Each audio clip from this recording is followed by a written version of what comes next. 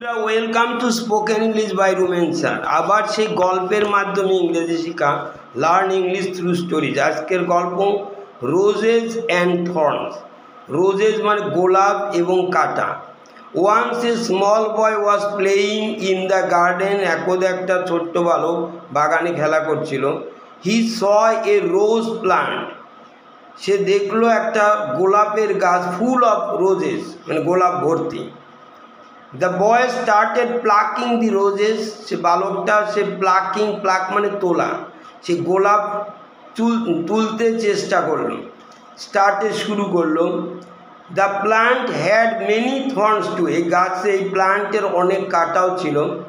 Each time the boy plucked a rose. প্রত্যেকবার যখন সে বালকটা একটা গোলাপ তুলছিল, the thorns would prick his small tiny fingers.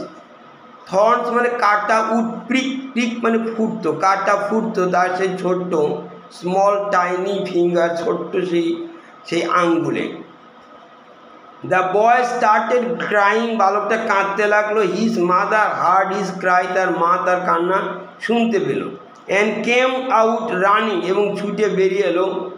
She said, son, to achieve something, কিছু পেতে গেলে in life one has to face many hurdles.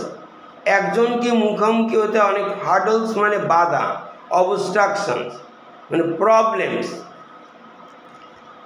একজনকে অনেক বাধার সম্মুখীন, even after feeling the prick of the thorns, এমনকি আফটার ফিলিং দি প্রিক মানে সে কাঁটা ফোটার পরেও, you could get the beautiful roses, তুমি সুন্দর গোলাপ পেতে পারো। It is just the matter of handling the difficulties wisely. It is just the matter, এটা হচ্ছে বিষয় অফ হ্যান্ডেলিং, কীভাবে তুমি এটাকে হ্যান্ডেল করো। দ্য ডিফিকাল্টিজ, অসুবিধাগুলি, ওয়াইজলি মানে খুব বুদ্ধি দিয়ে, intelligently. You could have held the thorns away, তুমি সে গোলাপের কাঁটা এক হাত দিয়ে, উইথ ওয়ান হ্যান্ড, এক হাত দিয়ে সেটা কাঁটাকে সরিয়ে রাখতে পারতে। And use the other hand to pluck the roses, অন্য হাতটা তুমি গোলাপ তুলতে কাজে লাগাতে পারতে। Then the thorns would not have pricked you, তাহলে থর্নস কাঁটা তোমাকে বিঁধত না।